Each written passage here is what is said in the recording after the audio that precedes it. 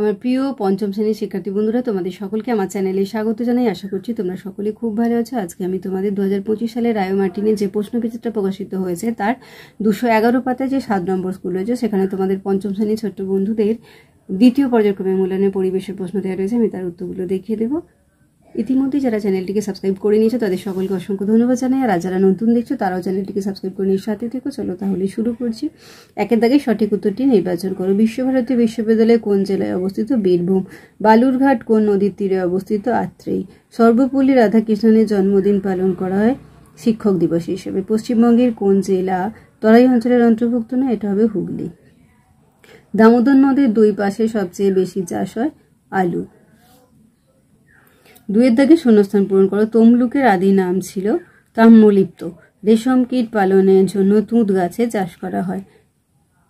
ডিভিসির পুরো নাম হলো দামোদর ভ্যালি কর্পোরেশন। বারুইপুরের পেয়ারা, তরমুজ ও পান খুব বিখ্যাত। আবুল কালাম আজাদ স্বাধীন ভারতের প্রথম শিক্ষামন্ত্রী। নদিয়া জেলার শান্তিপুর রাসমেলার জন্য বিখ্যাত। পশ্চিমবঙ্গের সুন্দরবনের অংশে মোট 135টি দ্বীপ আছে। তিনের দাগে সত্য না মিথ্যা লেখো। কেলেঘাই ও কংসাবতী নদী মিশে তৈরি হয়েছে হলদি নদী। সত্য। বেথুয়া লহরী বন পুরুলিয়ায় আছে। মিথ্যা। ডায়মন্ড হারবারে চিংড়িখালি দুর্গের ধ্বংসাবশেষ আছে। সত্য। ভগিনী নিবেদিতা নিজের জীবনের পরোয়া না করে প্লেগ রোগীদের সেবা করেছিলেন। সত্য।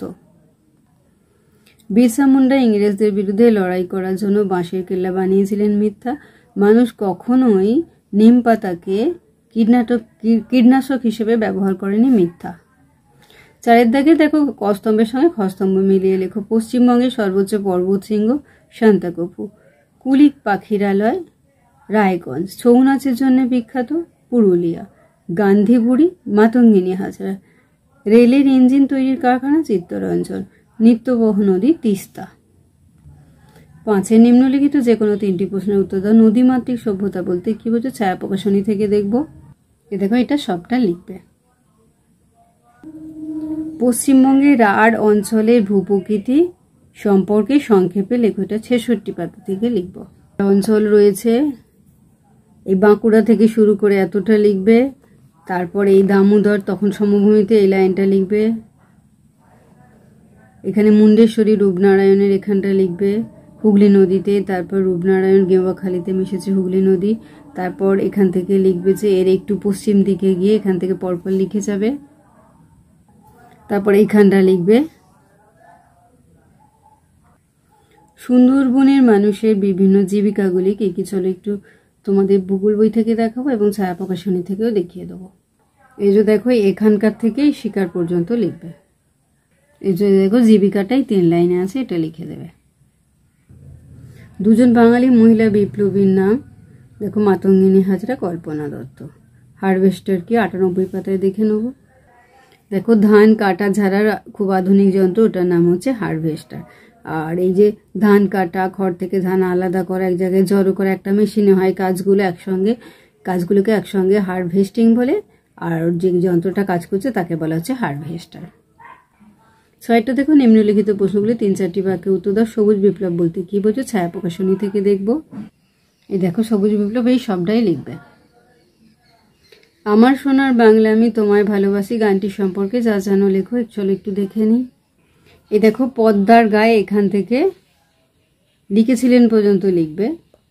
তারপর আবার আমার সোনার বাংলা আমি তোমায় ভালোবাসি এখানটা থেকে একবারে বঙ্গভঙ্গ পর্যন্ত লিখবে। পশ্চিমবঙ্গের মধ্যে দিয়ে গঙ্গা নদীর প্রবাহ বর্ণনা করো। 68 পাতায় দেখব। এই দেখো বিহারের মধ্যে দিয়ে এসে পশ্চিমবঙ্গের মুর্শিদাবাদে ঢুকেছে, এখান থেকে বাকিটা লিখে দেবে। এই মিশেছে পর্যন্ত লিখে দেবে। লুপ্তপ্রায় মাছেদের রক্ষা করার জন্য কি কি করা উচিত? ছায়া প্রকাশনী থেকে দেখব। এই দেখো এখানটা সবটা লিখে দেবে। তাহলে আমার প্রিয় পঞ্চম শ্রেণীর শিক্ষার্থী বন্ধুরা, আজকে তোমাদের আমি 2025 সালে রায় মার্টিনে যে প্রশ্নবিচিত্রা প্রকাশিত হয়েছে তার 211 পাতায় যে 7 নম্বর স্কুল রয়েছে সেখানে তোমাদের পঞ্চম শ্রেণীর ছোট্ট বন্ধুদের দ্বিতীয় পর্যায়ক্রমে মূল্যায়নের পরিবেশের প্রশ্ন দেওয়া রয়েছে। আমি তার উত্তরগুলো দেখিয়ে দিলাম। আশা করছি সকলেই বুঝতে পেরেছে। ভিডিওটি দেখার জন্য তোমাদের সকলকে অসংখ্য ধন্যবাদ জানাই। ভালো লাগলে লাইক করো, কমেন্ট করো, বন্ধুদের মধ্যে শেয়ার করো। আগামী দিনে নতুন নতুন ক্লাসগুলো পাওয়ার জন্য অবশ্যই চ্যানেলটিকে সাবস্ক্রাইব করে সাথে থেকো। তোমরা সকলেই খুব ভালো থেকো।